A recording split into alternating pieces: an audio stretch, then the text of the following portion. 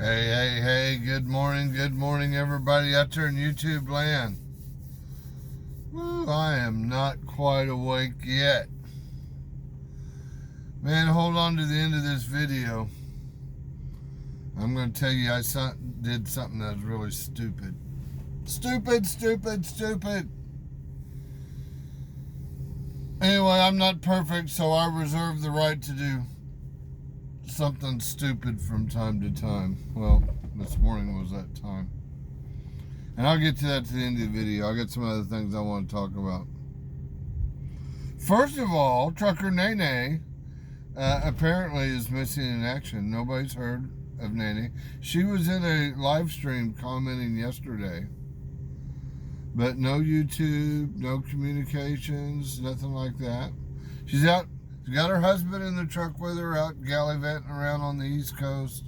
Just too busy to do anything with YouTube, huh, Nene?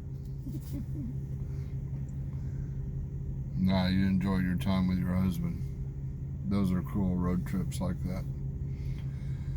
But I got a few things to talk about.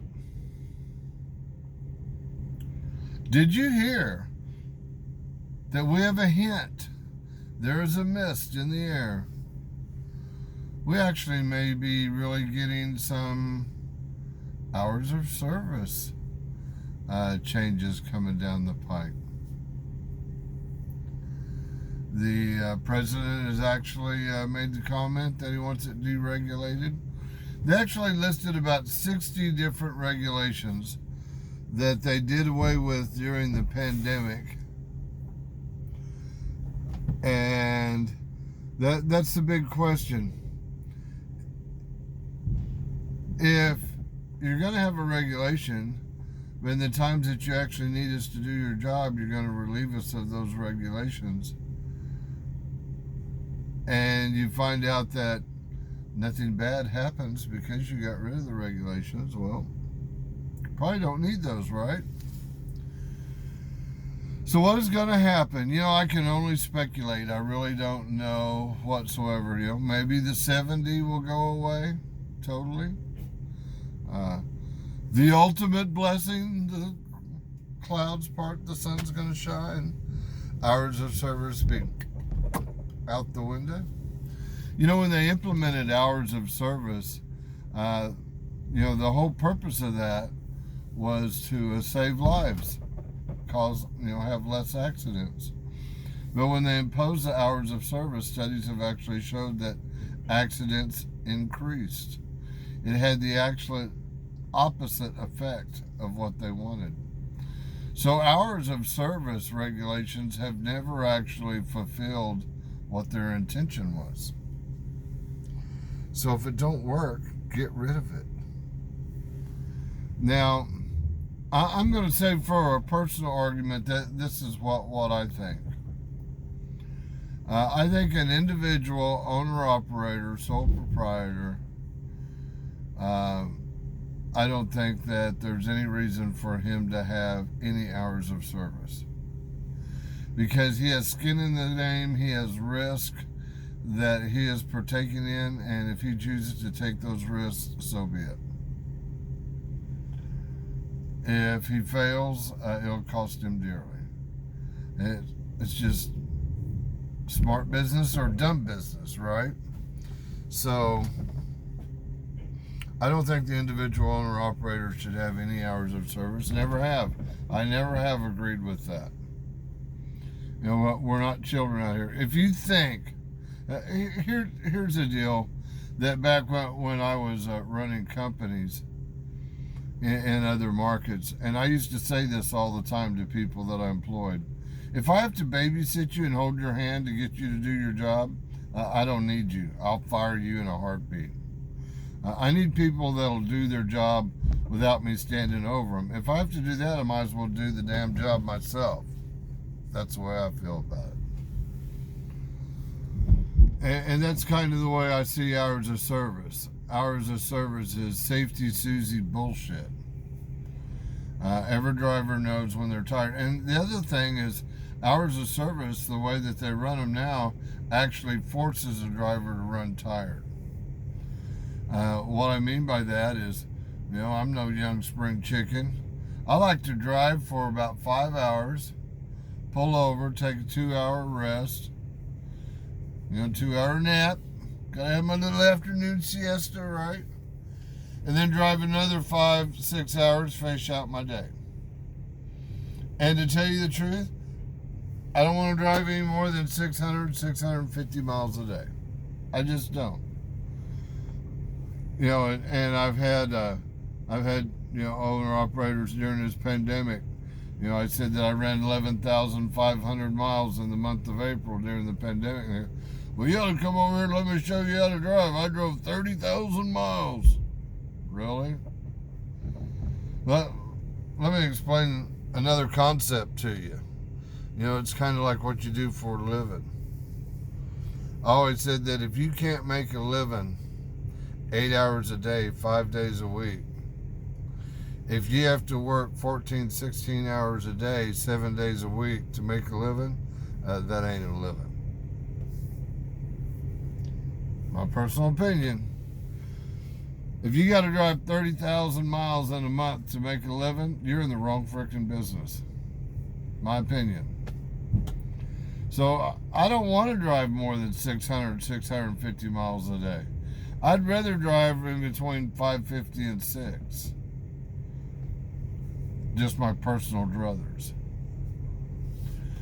But where do I think hours of service actually have a benefit? And I know I'm going to get a lot of people throw rocks at me for this. I don't think it should so much be DOT hours of service, but it should be a condition of employment. I want to make sure that this guy's looking for a door. Another Magnum driver. Yeah, we got a crap load over here. There's 1, 2, 3. What we got over here? 4, 5. We got 6 Magnum trucks picking up loads here this morning. Somewhere in backwoods, Minnesota. Oh boy, he pre-cooled that trailer. He's got fog rolling out the back. Anyway. Conditions of employment. I don't think that a company has the right to ask a man to drive more than 11 hours a day or work more than 14 hours in a day. I don't think they should have that right. I would rather see hours of service go by the wayside, instead be a stipulation of employment and enforce coercion. In other words, if the driver says, no, I'm too tired, I can't drive any further, I've gone as far as I can go today, end of story. If a dispatcher or the company wants to force him to drive further, I think there should be big fines and penalties that go with that. My personal opinion. But anyway, yeah, I'd like to see the hours of service just totally go bye-bye. Which is going to bring me to the end of my video of when I say I did something really stupid. The other thing is, a lot of people have been talking about broker transparency. Now, I'm a little extreme on this.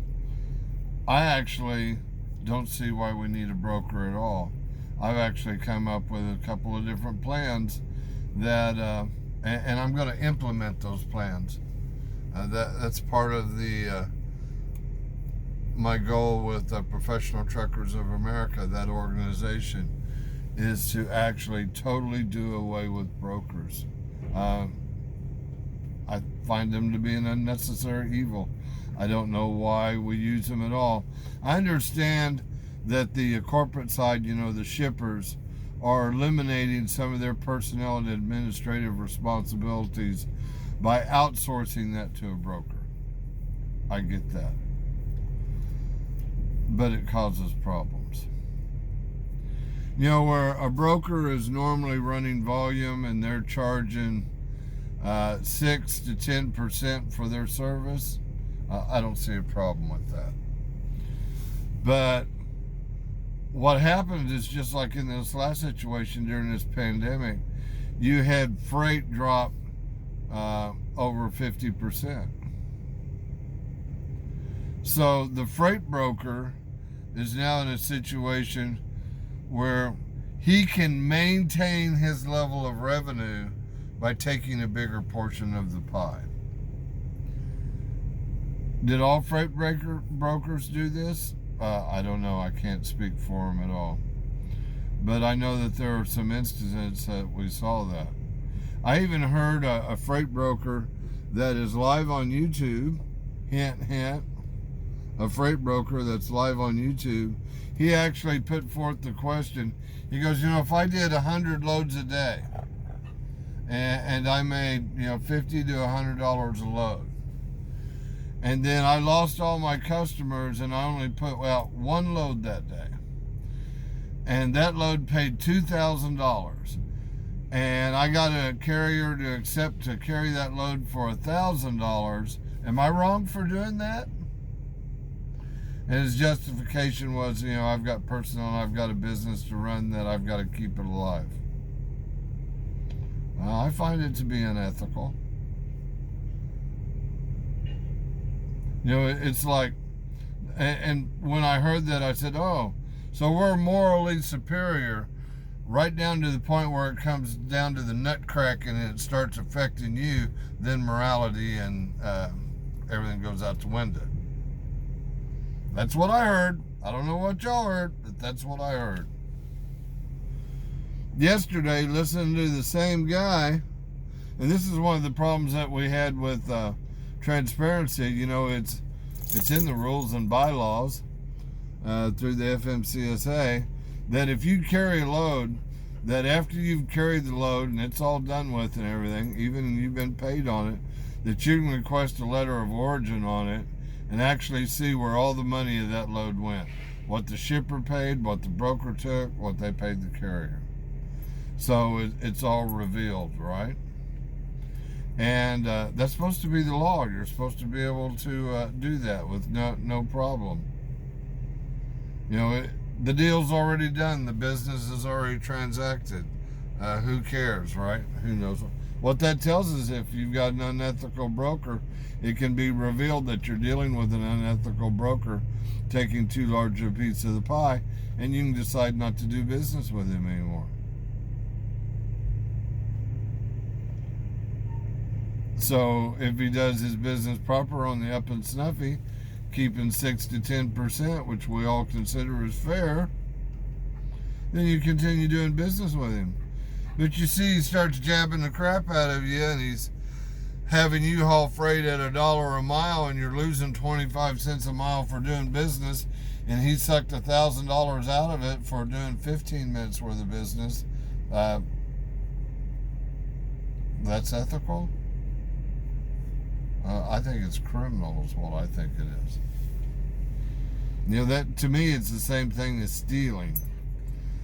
I'm not a big fan of profiting off the sweat off of another man's back in the first place. I consider it a form of evil. It's one of the reasons why I drive a truck. I don't profit off another man's back. And that's the sweet thing about performing labor for your subsistence. It's what you produce all by yourself. I don't think there's any higher form of glory than that. When you start multiplying, making money off of others, then you're starting to get into an area of ethics that we could probably discuss more in depth. But this same so-called freight broker was on YouTube yesterday, and here's the deal. I was telling you that you should be able to request a letter of origin, and that's actually the law, that they have to produce that. Yet today, a lot of brokers, after the deal is already done, you've carried the load, you've already lost your ass, and you just want a letter of origin. You want to know how much the broker actually took. And it's required by law that they produce that. And when you request it, you either get, oh, we can't find it, oh, it's too hard to find. Really? You can't find out what commission you made on a load? You don't know its mystery number? Bullshit. And then the ones that actually do produce it, well, the guy, forced us to do an added administrative action of actually revealing what we made on the load. So we don't want to get involved in that anytime in the future. So we just blacklist him. We won't do any more business with him. In other words, if he holds you accountable to the law, you're going to refuse to do business with him and put him out of the market. Do you find that ethical? I don't find that very ethical. And this same broker on YouTube yesterday, he made the statement, that when he's negotiating, and I'll tell you a rule of negotiation, that I always said this in business. I heard it said forever. It was always a known fact when negotiating a business deal. Always remember, all buyers are liars and sellers are thieves. The art of negotiation. Buyers are liars and sellers are thieves. So, when you're in a negotiation to hold somebody accountable, there's 4 different objections that you can receive that are normal.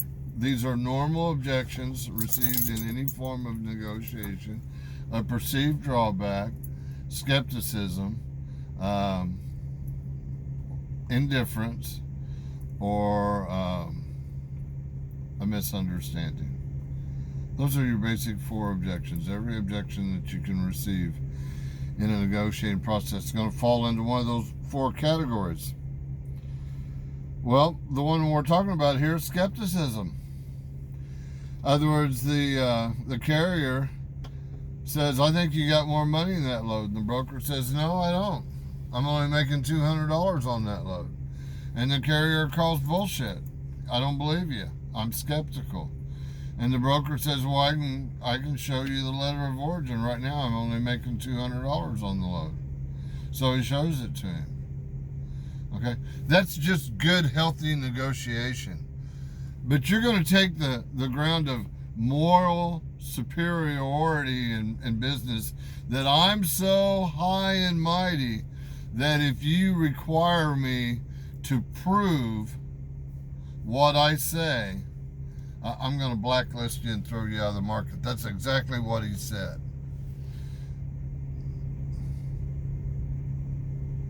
And you wonder why we have a problem with brokers. Every business that I've ever been in, that's how we handle skepticism, is we offer verbal proof. And if verbal proof isn't accepted, we offer visual proof. And if we have to, we show it to them in writing. That's normal business. If you think that you're morally superior, and how dare anybody hold you accountable to such a degree that you'll blacklist them and no longer doing business, you probably shouldn't be in business. You might as well bail right now. A lot of people know that I'm a minister, all right? And I'm going to tell you that if I worked on those grounds, we wouldn't save nobody, because everybody I talk to goes, bullshit. Okay? Oh my God. Oh, so that just kind of chapped my ass. It did. I'm morally superior, so therefore I shouldn't have to hold myself accountable with showing it to you in writing. You. That's what I say. And that's why I take it one of my personal goals in life to eliminate brokers from the equation. The easiest way to get the devil out of your life is quit asking him to dance, right? So we ought to quit asking them to dance and just push them totally out of our life. They are of the devil.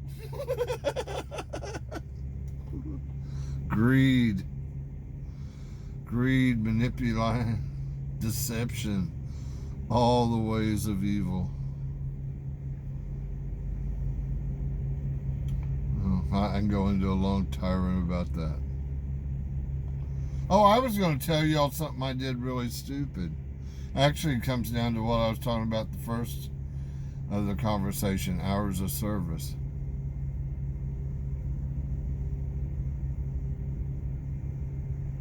I'm on my 10-hour break.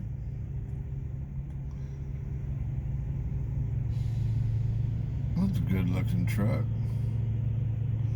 Old long-nosed Peterbilt. Yeehaw, large car. It's hard for him to make $1 a day. He better be hauling that good high-end contracted freight. And if he's going on the spot market, he is losing his ass, right? I bet he's contracted freight. Why you want to make it bad? But anyway, what I did stupid. I did it last week too. And I did it this week too. You know, I have personal conveyance. So when I'm on my break, if I want to move my truck, I can go on personal conveyance and, you know, go get a sandwich, go get breakfast, whatever. I got a green light, so I got to go. What did I do today? I got 5 hours